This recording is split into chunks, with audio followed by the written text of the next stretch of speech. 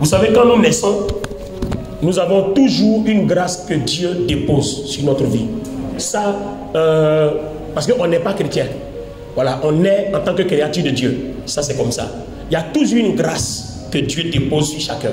Et ce soir, peu importe la raison pour laquelle ta vie n'a pas fonctionné, soit parce que tu as perdu la grâce, ou alors soit parce que l'ennemi te l'a volé, c'est pas grave. Mais ce soir-là, Dieu m'a mandaté pour qu'à travers ma bouche, il y ait restauration de la grâce de Dieu sur ta vie, depuis ce qui a été marqué avant ta naissance. Donne-moi ton amen bien, Église. Alléluia. Alors, comme je ne peux pas parler comme ça sans lire un verset, je vais lire Genèse, le chapitre 6, à partir du verset 5. L'Éternel vit que la méchanceté des hommes était grande sur la terre et que toutes les pensées de leur cœur se portaient chaque jour vers le mal. Vers le mal. Oui. L'Éternel se repentit d'avoir fait l'homme sur la terre et il fut affligé en son cœur. Et l'Éternel dit: j'exterminerai de la face de la terre l'homme que j'ai créé, depuis l'homme jusqu'au bétail, aux reptiles et aux oiseaux du ciel, car je me répands de les avoir faits. Mais Noé trouva grâce aux yeux de l'Éternel. Amen. Regardez, merci de vous asseoir. Regardez, nous n'allons pas expliquer aujourd'hui pourquoi Noé trouva grâce. On va l'expliquer le vendredi. Dieu dit que toutes les pensées de la terre sont portées vers le mal. Donc Dieu résolut de détruire tout le monde. Mais Noé lui seul a trouvé grâce aux yeux de l'Éternel. Vous savez, il y a quelque chose qui fait que malgré vos faiblesses, malgré vos défauts, il y a toujours quelque chose qui... Amen. On n'est pas tous parfaits. On a des défauts, on a des faiblesses, que ce soit pasteur, archevêque, tri-archevêque, peu importe, on a toujours des défauts, on a nous tous des faiblesses parce qu'on est des hommes avant tout. Mais dans notre marche avec Dieu, il y a toujours quelque chose qui fait que Dieu aime tel, Dieu aime tel, Dieu aime tel, Dieu aime tel. Même là où tu es, tu es assis là, tu m'écoutes, toi aussi tu m'entends.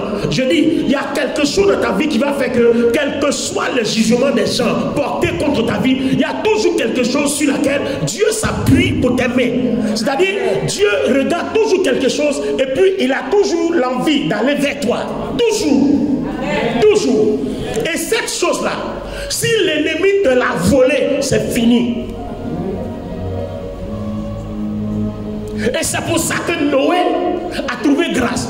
Tout le monde a perdu ça. Tout le monde est porté vers le mal. Est-ce que Noé ne péchait pas? C'est pas Noé qui a bu du vin, qui a découvert sa nullité devant ses enfants. Il avait aussi des faiblesses. Mais pourquoi lui seul trouva grâce? Ça veut dire qu'on peut trouver grâce aux yeux de l'Éternel malgré nos faiblesses. Alors, il va donc falloir faire la différence entre les faiblesses d'un homme et les péchés d'un homme. Bon, je passais par là, je rentre pas dedans. On est des êtres humains, on a toujours nos faiblesses, peu importe. Que tu sois onctionné, que tu prêches bien ou bien, peu importe. Quand souvent j'entends certains prédicateurs, non, moi je ne suis pas dans le péché, je vis bien. En fait, il est en train de nous montrer qu'il vit mal.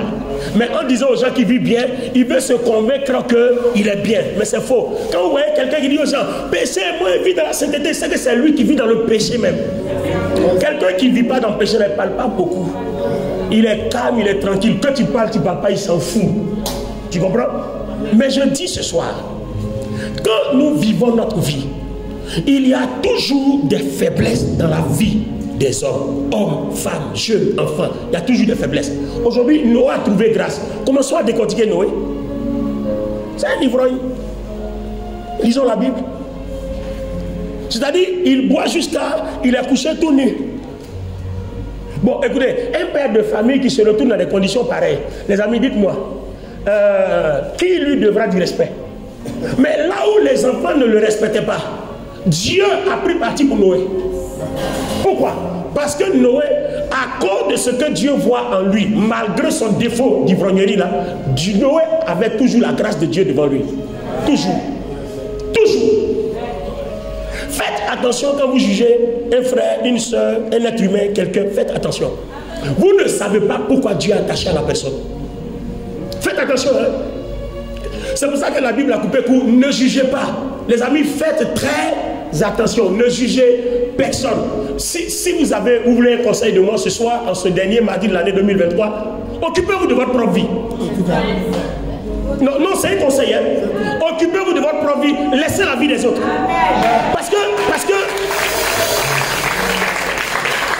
que si ça ne tient qu'à ce que nos yeux regardent, on n'aimera jamais personne. Si ça ne tient à ce que nos yeux voient, on n'aimera jamais personne. Parce que si tu m'as dépassé, tu ne m'as pas salué, j'ai commencé à te détester. Parce que tu aurais pu me saluer, tu m'as détesté. Mais attends, si tu ne m'as pas salué, c'est pas grave. Moi, je vais te saluer, ça fait quoi? Ça fait quoi? Je vais te saluer. Peut-être que la personne même n'a pas mangé depuis 3 jours. C'est-à-dire, bonjour même que la personne va te dire, elle va tomber, c'est son dernier souffle qu'elle va libérer. Tu vois? Et toi tu es là, tu es en train de parler, oui, elle m'a dépassé, oui, il m'a dépassé, il m'a pas salué. Mais tu ne connais pas son problème. La personne est menacée d'expulsion, en train de chasser de son loyer. Toi, tu te préoccupes de son bonjour qu'on doit te dire. Alors que la personne se dit, même si elle sort de l'église, elle ne sait même pas où il est dormi. Donc c'est comme ça, approcher les gens. Et généralement, vous voyez, on a nos façons de juger les gens, mais c'est quand on les approche, on rentre dans leur 4 mètres carrés, on dit, ah, mais la soeur n'est pas méchante. En fait, on l'envoyait comme ça, ne jugez personne.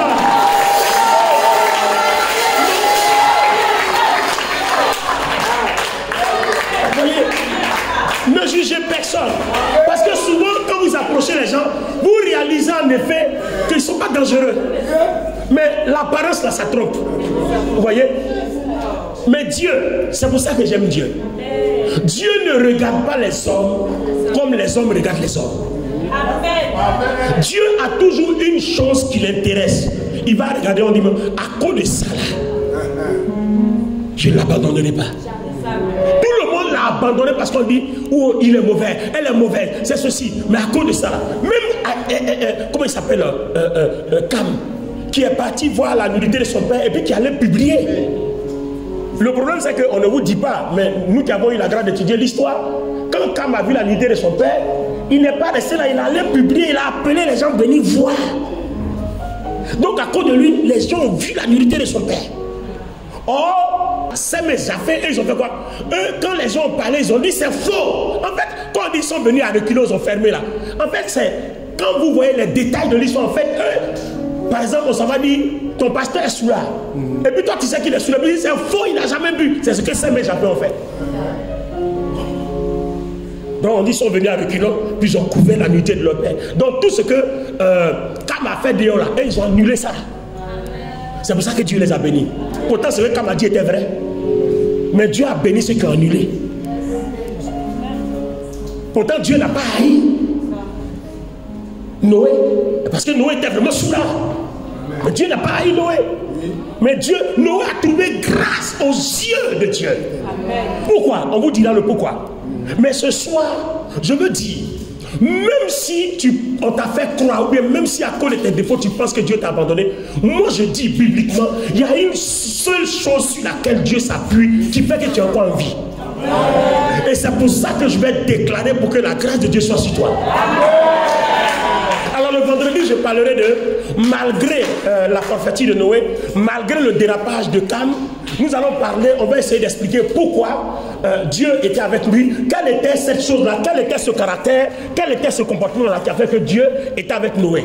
Et par rapport à ça, on va essayer de copier aussi. C'est vrai, on peut avoir nos défauts, nos faiblesses, mais il doit toujours avoir quelque chose sur laquelle Dieu peut compter, juste pour que son nom soit glorifié dans ta vie. Quand Dieu n'a plus rien sur lequel il peut s'appuyer pour glorifier son nom dans ta vie, c'est là que les situations deviennent dangereuses. Mettez-vous de la tête. Si vous vivez votre vie et que Dieu ne trouve rien sur quoi il peut s'appuyer pour glorifier son nom, vous êtes foutu. Vous êtes mort même dans le film. Ayez vos faiblesses, ayez vos défauts. Dieu même sait que vous êtes des hommes. C'est pour ça que Jésus est mort pour nous pardonner. Parce qu'il sait que nos défauts, nos faiblesses finiront jamais. Il sait que nos péchés sur la terre finiront jamais. C'est pour ça qu'il a coupé, qu'il dit, ayez la foi. Si vous avez la foi, vous trouverez grâce à mes yeux. Alors, qui vous a dit que ceux qui ont la foi n'ont pas de défauts? Hein? Qui vous a dit que ceux qui ont la foi n'ont pas de défauts? Paul a tué hier. Ils en ont tué un autre. On l'attrape, on dit tu es pasteur. Bon, et dites-moi, toi tu veux dire quoi? Non, toi tu vas nous dire quoi? Paul a tué hier. Le lendemain, ça a tué un autre. En cours de chemin, Jésus l'arrête et puis il dit tu es pasteur. Bon, tu l'écoutes pas. Le ciel dit il est pasteur. Terminé. Tu es d'accord, tu n'es pas d'accord. Le royaume de Dieu dit il est pasteur. Pourquoi? Parce qu'il a trouvé grâce aux yeux de Dieu. Bon, ça là, ton avis n'est même pas important. Donc vous voyez souvent, il y a des précisions que vous faites. Et puis Dieu ne fait rien avec ça. Ça dit, il ne s'occupe même pas de ça. En fait, tu perds ton temps. Lui, il est en train d'avancer avec les gens. Toi, tu perds ton temps. En 2024, là, pardon, ne perds plus ton temps avec la vie des gens. Ne perds plus ton temps. Ne perds plus ton temps. Pardon, ne perds plus ton temps. Est-ce que je peux te parler? S'il te plaît, ne perds plus ton temps.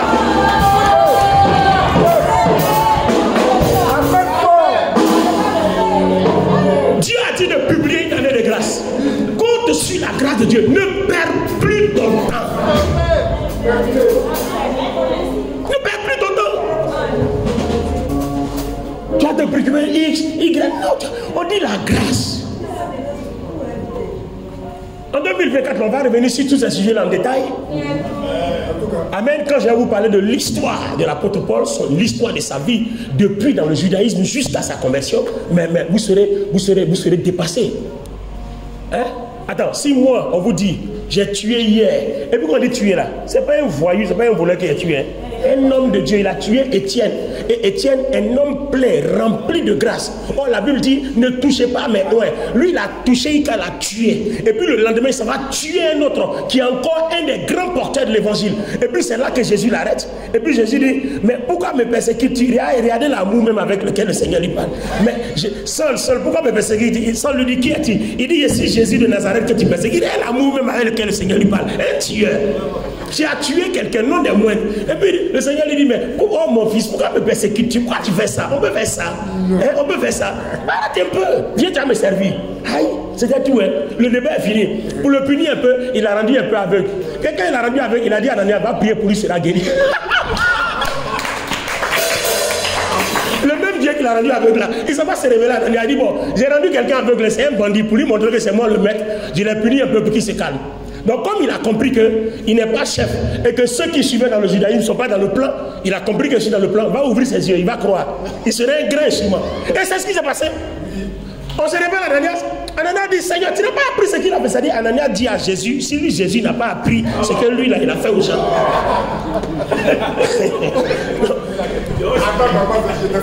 Ça vous paraît pas bizarre? C'est-à-dire, lui, Ananias, il dit à Jésus, toi, tu n'es pas au courant de ce que le monsieur, là, il a fait. Il vient de tuer Étienne. Il vient de me tuer. Il a mis des gens en prison. Oui, il a mis des gens en prison, il a tué d'autres. Quand il va finir de me tuer, il va aller couper la tête de ceux qui restent là-bas. Tu n'es pas au courant. Le Seigneur lui dit, Ananias, pardon. C'est pas pour ça qu'il est venu te voir. Il faut aller prier pour lui. C'est un instrument de choix. Alléluia. C'est pas pour ça qu'il t'a appelé. Hein? Ananias, c'est pas pour ça que je me suis révélé à toi. J'ai dit, le monsieur là, il a trouvé grâce à mes yeux. Il faut aller prier pour lui. C'est tout. Voilà son histoire. Ce qu'il a fait, ce qu'il n'a pas fait. C'est pas ton problème. Ce qu'il te dit là, va faire. Vous voyez, je suis venu annoncer à quelqu'un que la grâce de Dieu qui a été préparée depuis avant la fondation du monde, le signe, le sceau, la chose sur laquelle Dieu compte pour que son nom soit glorifié en toi, pour laquelle il t'a créé là, je suis venu parler sur ta vie pour que cela soit restauré. Si tu me donnes cet amen, cela t'arrivera.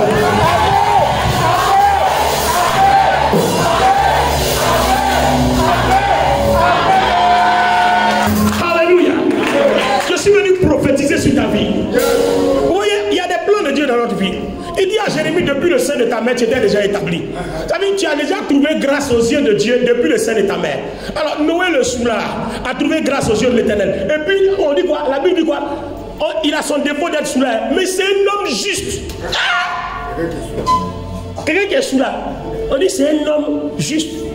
Donc, son affaire de soulard, ça c'est lui. Mais devant Dieu, il est juste. Il n'a pas fait du mal à quelqu'un. Il a seulement bu lui seul. Où est Dieu? Ne prenez pas vos raisonnements humains pour venir juger les choses de Dieu. C'est différent. La grâce de Dieu, l'expression de la grâce de Dieu est différente. Regardez dans la Bible, toutes les personnes qui ont eu les miracles les plus extraordinaires sont des voyous, des brigands, des meurtriers, des tueurs, des soulards. C'était comme ça. Bon, toi, tu es soulard. Non, tu es soulard. Toi, tu as tué qui? Tu es voyou. Tu es brigand. Donc, pourquoi les brigands, là, les tueurs, les soulards, là, ils ont trouvé grâce. Et puis toi, tu te débats pour que ta foi pour aller au ciel. Et puis la grâce de Dieu ne peut pas te localiser. Donne-moi cette amène et puis reçois la grâce. Donne-moi cette amène et reçois la grâce. Donne-moi cette amène. Donne-moi cette amène et reçois la grâce. Comment ça va?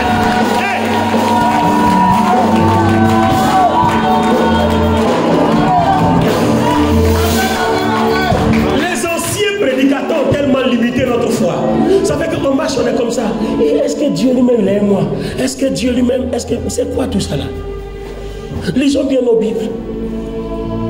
Même quand vous étudiez l'histoire, Adam qui a péché là, Dieu s'est réconcilié avec lui.